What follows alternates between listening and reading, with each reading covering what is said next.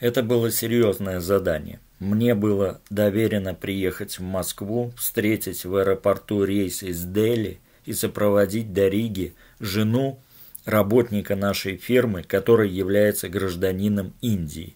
Все потому, что в Индии нет латвийского посольства, и визу придется получать в Москве в порядке очереди. На это уйдет пара дней. Женщина не говорит по-английски и, конечно, по-русски, но знает такие слова, как телефон, туалет, окей и так далее, чего, как меня уверили, должно, по идее, хватить. Прилет достопочтимой жены планировался на 24 июня, и выезжать мне было нужно 23-го, в день празднования праздника летнего солнцестояния Лиго, который в Латвии отмечают как Новый год чуть больше, чем все жители. Суть великого языческого праздника заключается в разведении костров, приготовлении шашлыков и выпивании максимально возможного количества пива в ночь с 23 на 24 июня. Как видите, меня лишили радости провести самую короткую ночь с пивом и друзьями. Ладно, зато побываю в Первопрестольной. Сделали визы, купили билеты. Обратно только у туалета. День отправления настал. Дали $300 на все и местную сим-карту. Сказали, что останется, вернешь. Немного в подавленном настроении, думая о том, как мои друзья договариваются о праздновании, сажусь в поезд. В купе со мной едет дядька, по виду командированный. Пожилая женщина, они сидят напротив. Со мной рядом сидит серьезного вида тетя в очках, как у МС Горбачева. Поезд тронулся, из вида исчез вокзал. По радио звучат латышские песни про Лиго. Как только мы не спеша подъехали к границе города, тетя откладывает газету «Правда», серьезно поворачивается ко мне и зло так говорит: «Я буду ложиться», и решительно встает. Мне тон этот вовсе не понравился, мрачно выхожу из купе. Вот сука, пойду в ресторан, куплю водки. Иду долго по поезду, везде слышно счастливое тра-ла-ла, Лиго, Лиго, тра-ла-ла. Прохожу через абсолютно пустые вагоны, мне же еле дали билет на последний, 16-й. Захожу, заказываю бифштекс, 100 грамм, томатный сок. Цены, как в дорогом ресторане, что не радует. Выпиваю первые 100, бифштекса, конечно, еще нет, зато приходит дядя из моего купе, садится напротив и говорит, что бабушка тоже возжелала прилечь. Так за водкой и познакомились. Рядом за столиком сидели швейцарские туристы с русской девушкой. Они косили под бизнесменов, но больше были похожи на распиздяев. Один учил ее жизни, непрестанно говоря «take it easy» и «relax», как будто он уже лежал с ней в постели. Они пили тоже водку. Из динамиков все так же играли песни про Лиго, тра-ла-ла. Потом принесли швейцарцам счет. Болтливый сначала его молча поизучал немного, потом как поднимет крик на весь вагон, что за $20 ему дали fuck it bullshit, и это грабеж. Официантка держала свое видавшее виды лицо кирпичом. «Покер-фейс», так бы наверняка сказал швейцарец. Мы же, командированные, молча расплатившись, пошли спать. Границу проехали на ура. Я только просыпался и давал кому надо паспорт и отвечал на вопросы, например, на такие: «Сколько у вас с собой денег?» 1003. «Так, предъявите валюту». «Какую валюту?» 3000. «У меня 3000 рублей. Рублей, понимаете?» «Я врубилась. Так, предъявите рубли». Предъявил.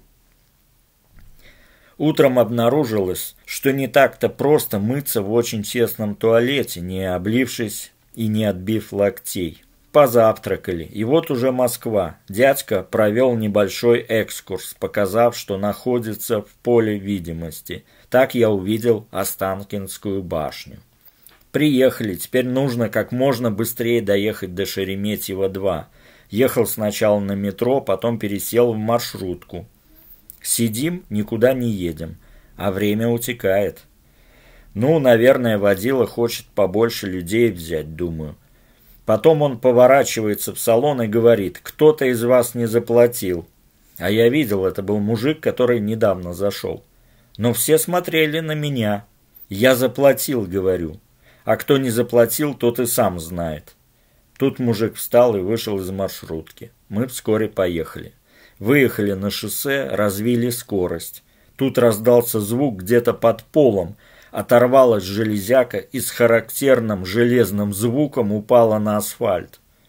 Пассажиры многозначительно переглянулись. Доеду ли? Все же удалось приехать почти в указанное время. Самолет Аэрофлота Дели-Москва немного опаздывал, так что было время отдышаться и подумать, как можно встретить женщину в паранже по черно-белой затертой фотографии. И главное, как с ней общаться. Лиго, лиго, тралала, пронеслось в полупьяных мозгах. Да, так как во время поездки одну и ту же кассету прокрутили бесчисленное количество раз, то, как Янис Лига лиговал, это должно было прочно засесть в мозгах даже того неврастенического швейцарца. Ну вот, прилетели. Должны выйти вон оттуда. Жду. Выходят очень похожие друг на друга мужчины и женщины. Ни одного европейца. Она должна быть в синем. Вышли почти все, ее все нет. Ну вот, наконец, идет, катит чемодан. «Здрасте», она. «Телефон Манодж». Манодж – это имя ее супруга.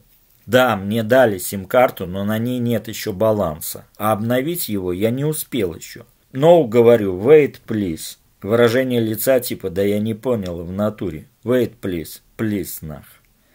В фирме, где я работаю, есть дочерняя фирма, имеющая отделение в Москве. Кстати, нас оттуда встретили на машине. Манодж договорился. Качу невероятно тяжелый чемодан, на улице температура плюс 13, смотрю, женщина в сандалиях на босу ногу. «Cold outside», говорю, делаю вид, что поеживаюсь. Выражение ее лица: «Апох». «Едем», работает кондишн, прошу выключить. Тетя уже шмыгает носом. Проезжаем по широкой дороге большие дома, большие мосты и туннели, все большое. Скорость при малейшей возможности доходит до 110, и я вижу, что водитель хотел бы еще быстрее. В Риге за такое, наверное, бы уже стреляли по колесам. «А, пох», — отвечает он. «Приехали, офис работает, а в Латвии сегодня выходной. Фирма любезно предоставляет комнату в гостевом отделении для гостей из Индии. А для меня у вас будет место?» Вежливо справляюсь. Только сейчас до меня дошло, что Манодж мне ничего не сказал про то, где я буду ночевать. «Сейчас узнаем», — отвечают и куда-то звонят. Вежливо полу не слушаю, как решается моя судьба. Кладут трубку. Звонила шефу в Ригу, который спал немного пьяный после празднования Лиго. Он, не особо вникая, сказал «нет», и с ним теперь никто не стал спорить. Дали толстенный справочник гостиниц «Обзвонить». Начинаю сначала поближе и подешевле. Мест нет. Странно, в Риге всегда есть. Попробуем подороже. Есть, но $100 за сутки. Не по карману. В Москве никого знакомых нет, кроме одной девушки. Звоню ей. Она обрадовалась, что я здесь, но опечалилась, когда я сказал, что мне не найти гостиницы. «Что ж ты не забронировал-то? Теперь решай свои проблемы сам». Да, с приемчик. Звоню дальше. В гостинице «Можайская» говорят, чтобы позвонил попозже. Возможно, если не приедут колхозники из Уфы на семинар, то будут места. Ура!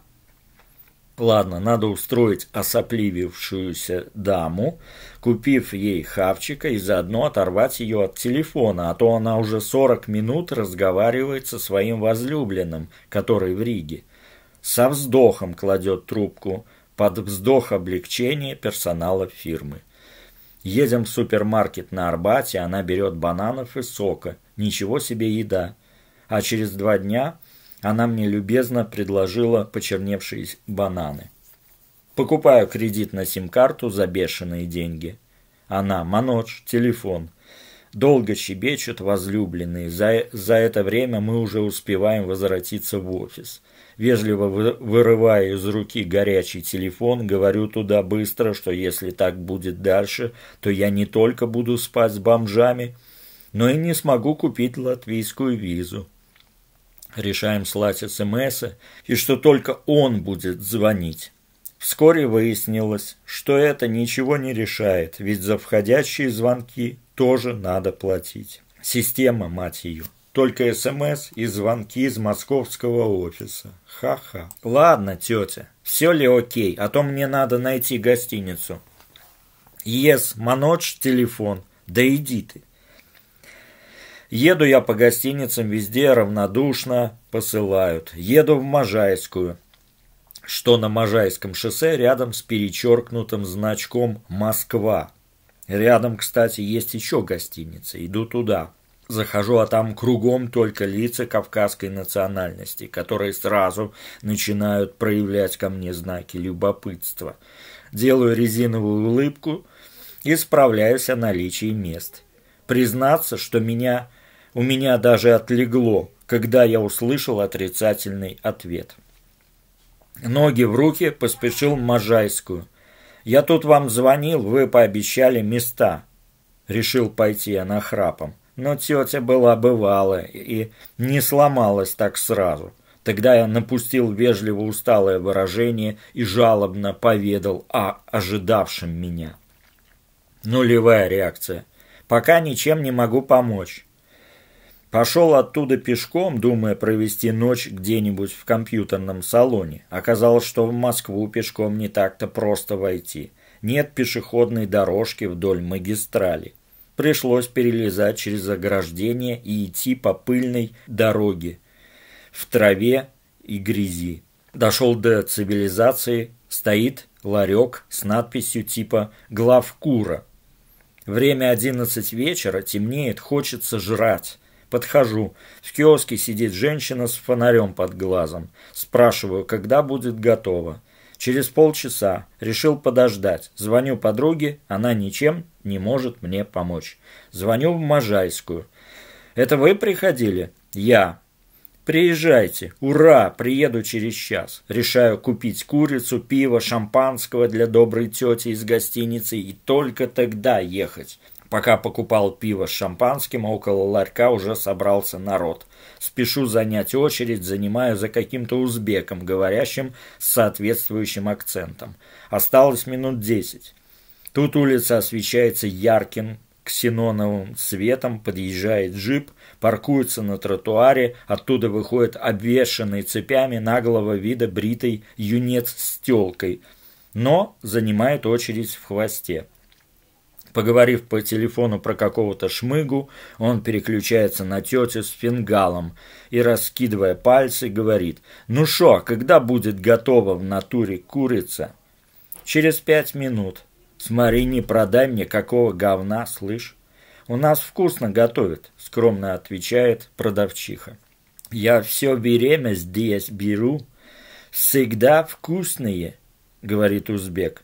«Главное, чтобы курица была хорошо прожарена», — встревая в разговор я. Тут вся очередь кивает, мол, правильно, узбек жмет мне руку, юнец замолкает. «Ну вот, эти уже готовы», — говорит тетя с фингалом, и очередь трогается. Узбек, видя, что берет последнюю из готовых куриц, а он хотел взять себе 2, отказывается от второй в мою пользу. За это говорю ему спасибо. Теперь надо спешить в гостиницу. Иду на остановку, жду автобуса. Уже темно. Мимо по крайней левой полосе с ревом проносится Мерседес. Потом еще через некоторое время джип, потом БМВ, потом опять Мерседес. Скорость такая, которую только может выдать автомобиль. Я понял. На крайней левой полосе скорость в Москве не ограничена. Мимо проходят маршрутки, маршрут которых нельзя прочитать из-за их скорости. Через минут 40 приходит автобус, я приезжаю в гостиницу. Публика в гостинице состоит в основном из замызганных шиферюк из разных стран. В моем костюме от Армани и белой рубашке с галстуком я смотрелся здесь довольно колоритно. Дали номер за 500 руб в сутки, сущий лимонад, ключ с большим и тяжелым набалдашником. Иду в номер, курица еще теплая. Наскоро моюсь холодной водой, другой там не было. Для маскировки не включаю в номере свет, жадно принимаюсь за курицу. Из коридора доносится женское хихиканье и мужская речь.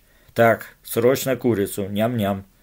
Вдруг в железную дверь моего номера громко постучали. Опа! Похоже, началось. Откладываю курицу, спешно вытираю руки и рот, открываю дверь. Стоит грязный паренек в майке и спортивных штанах. Здесь живет Калашников.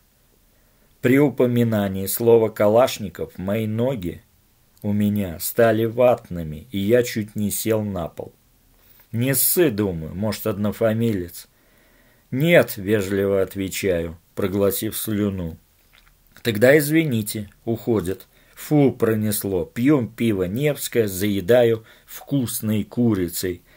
Хихиканье женщины переносится в соседний номер, где сразу же переходит в громкое оханье. К нему присоединяется и мужское оханье. И все это продолжается довольно долго, отбивая у меня аппетит. Вскоре оханье переросло в крики, и, наконец, все стихло. Заслышался храп. Потом я тоже засыпаю, как убитый. Снится мне, что я работаю на прессе, нажимаю на педаль, пресс с грохотом рубит железо. Просыпаюсь в 5 утра, уборщица убирает номера, непрестанно хлопая железными дверями. Мощные стуки не дают уснуть. Тут заслышался нервный выкрик. «У вас совесть есть? А, бля, сукины, понаехали тут!» Но стуки прекращаются, и я сплю до звонка. Утром встаю, еду в офис. Добираюсь всего за 1,5 часа. Едем в латвийское посольство.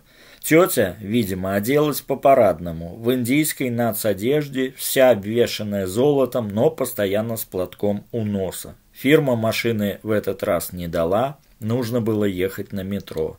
Блин, стрёмно как-то с этим попугаем, того и гляди, прихватит на золотишко. Ладно, вышли. Манодж, телефон. Да подожди ты. Ладно, звони. Говорит потом дает мне трубку, слушаю. Манодж оттуда объясняет, что у нее, наверное, лихорадка, ужасно болит горло, чувствует она себя очень плохо и хочет сока. Все будет хорошо, Манодж. Даю отбой. Едем в посольство, делаем все необходимое, доставляя ее до комнаты. А сам еду на Красную площадь. Ну а как же? С детства видел ее по телевизору. Все главные события страны, сначала черно-белые, затем цветные, происходили там. Здесь помещались и танки, и ракетные установки, и еще много всякой техники. Приезжаю, а площадь маленькая от слова совсем. А как на ней все помещалось-то? К Ленину хотелось, но не пошел. Боюсь покойников. Зашел в универмаг «Охотный ряд». Меня поразило величие и монументальность. А какой фонтан с лошадьми, какая прелесть. В Риге такого и близко не было, да и сейчас нет. Очень величественно. Потом встретился с подругой. Катаемся на пароходе, идем на Красную площадь, пьем ядреное пиво Солодов. Потом заходим в заведение сети ресторанов «Елки-палки» на Арбате. Внутри отделано примерно так, как у нас в ресторанах «Лидо», стиль кантри. Приносят меню, пересчитываю цены, все дороже раза в 1,5. Беру пиво и горшочек мяса с картошкой. Красивая женщина в русской нацодежде вежливо приносит.